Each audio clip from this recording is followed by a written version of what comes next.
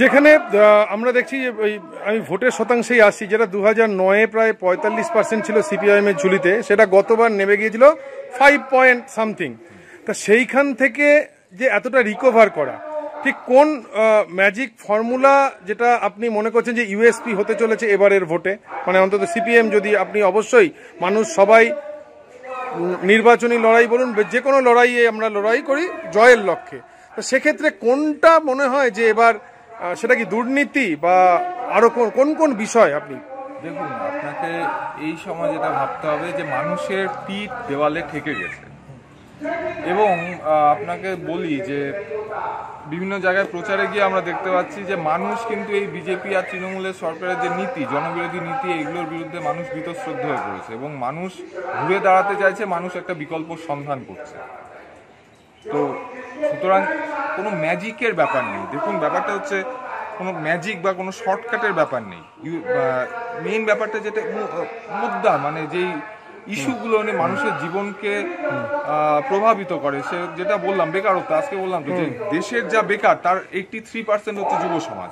আজকে প্রত্যেকটা বাড়িতে আপনি দেখুন যে একজন বা দুজন করে বেকার ছেলে মেয়ে বসে আছে। সে আমার সাধারণ জনগণের ঘরেও দেখতে পারেন, সিপিএম এর পরিবারও দেখতে পারেন, একই চিত্র কিন্তু তৃণমূলের যে সমর্থক, যে তৃণমূলের যে দরদি মানুষটা যে ভোট দেয় তৃণমূলকে, তার বাড়িতেও কিন্তু বেকার ছেলে মেয়ে বসে আছে। যে বিজেপি যে ভোট দেয় বিজেপিকে বা বিজেপির হয়ে মানুষকে কথা বলে, তার বাড়িতেও বেকার ছেলে মেয়ে আছে, তাকেও কিন্তু আজকে 110 টাকা 105 টাকা মূল্যে তাকে পেট্রোলটা কিনতে হচ্ছে। তার ক্ষেত্রেও কিন্তু ওষুধের দামটা আগে যেটা মানে 20 টাকা ছিল, সেই ওষুধের দাম আজকে 180 টাকা। সুতরাং সাধারণ মানুষ এবং সেক্ষেত্রে বিজেপি তৃণমূলের যে সাধারণ সমর্থক, তাদের মধ্যেও কিন্তু একটা প্রশ্ন চিহ্ন তৈরি হয়ে গেছে। এই প্রশ্ন চিহ্নটাই আমাদের কাছে একটা কি বলবো এইবারে নির্বাচনের ক্ষেত্রে মূল বিষয়। যেটা আমরা দেখেছি বিধানসভা নির্বাচন বলুন, লোকসভা নির্বাচন বলুন, সিপিএম এর কে মানে কটাক্ষ আসছে যে শূন্য। তো সেই শূন্যের যে বিষয়টা, সেটা আপনাদেরও যারা সিনিয়র লিডার তারাও ঘনিষ্ঠ মহলে বলছেন যে আমরা কোথাও গিয়ে বুঝিয়ে উঠতে পারছি না, যে মানে একটা সবল আর দুর্বলের একটা ফ্যাক্টর আসছে, যে মানুষের মনে এরকম, আপনি যেটা বলছেন যে মানুষ বুঝতে পারছে, কিন্তু যেটা আমি যেটা বলছিলাম ভোট ট্রান্সফার, আপনার নেতারাও বলছেন যে ভোট ট্রান্সফারটা হচ্ছে সবল। তারা 2008 থেকে যদি আমি দেখি, 2008, 9 এবং 11 ক্ষমতা থেকে চলে যাওয়া, সেই জায়গায় গিয়ে যে মানে এই একটা বাম ভোট, যারা বামকে ভোট দিতেন, তারা কোথাও গিয়ে মনে হচ্ছে যে বাম হয়তো পারবে না, দুর্বল হয়ে যাচ্ছে, সে কারণে তারা বিকল্প কাউকে যাচ্ছে, সেখানে ভোট যাচ্ছে, এবং সেটা বুঝিয়ে ওঠা একটা মানে মানুষের কাছে আমাদের কোথাও একটা খামতি থেকে যাচ্ছে। আপনার কি উপলব্ধি? আপনি একজন নতুন মুখ, তরুণ তুর্কি, আপনার কি উপলব্ধি এই বিষয়টায়? দেখুন, যে বাম পারবে না বলে ট্রান্সফার হয়ে যাচ্ছে, তার থেকেও বড় কথা আপনাকে যেটা বললাম যে মেরুকরণের, ধর্মীয় মেরুকরণের ভিত্তিতে লাস্ট যে দুটো নির্বাচন সেগুলো হয়েছিল, এবং সেক্ষেত্রে ধর্মীয় মেরুকরণের ক্ষেত্রে যে ব্যাপারটা, সেটা নির্বাচনের ফলাফলে কিন্তু স্পষ্ট হয়ে এসেছিল যে দুটো ধর্মীয় মতামতের ভিত্তিতে ইয়েটা ভাগ হয়ে যাবে।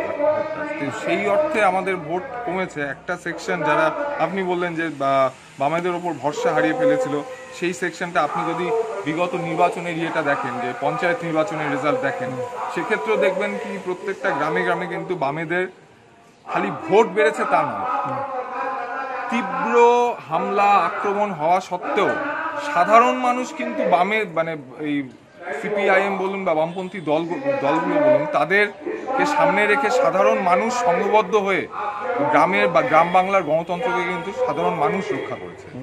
সুতরাং শুধু ভোটের পার্সেন্টেজে না, মানুষ কিন্তু জনগণের পাশে আসে, জনগণ কিন্তু সিপিএম এর পাশে আবার ফিরে আসে।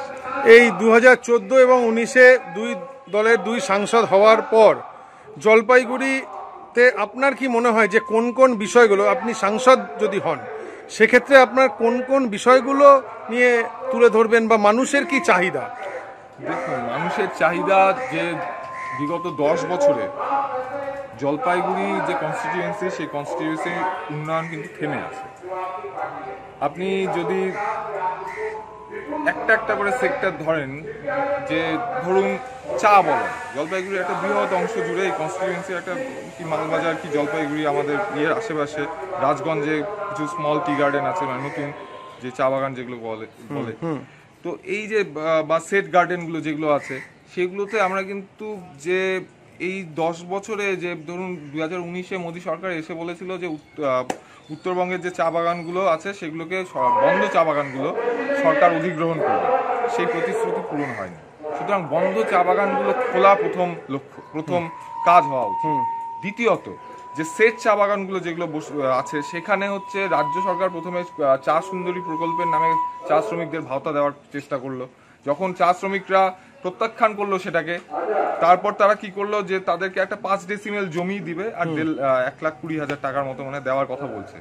কিন্তু চা শ্রমিকরা যেটা বলছে, চা শ্রমিকরা মানে ওদের বক্তব্য যেটা, এবং সেটা মানে 100% ন্যায়সঙ্গত, যে পুরুষের পর পুরুষ তারা যেই জমিতে বসবাস করছে, যেখানে তাদের ঘর, যেখানে তাদের উঠান, যেখানে তাদের গরু মহিষ এই ইয়েগুলো গৃহপালিত পশুগুলো থাকে, যেখানে তাদের বাগান, সম্পূর্ণ জায়গাটার অধিকার তাদের, মানে সম্পূর্ণ জায়গাটা তাদের অধিকার দরকার, এটা তাদের দাবি। কিন্তু রাজ্য সরকার কি, এবং তারা যে পাট্টা দিচ্ছে তাতে না আছে কোনো রাজ্য সরকারের সিলমোহর, না আছে কোনো সিল।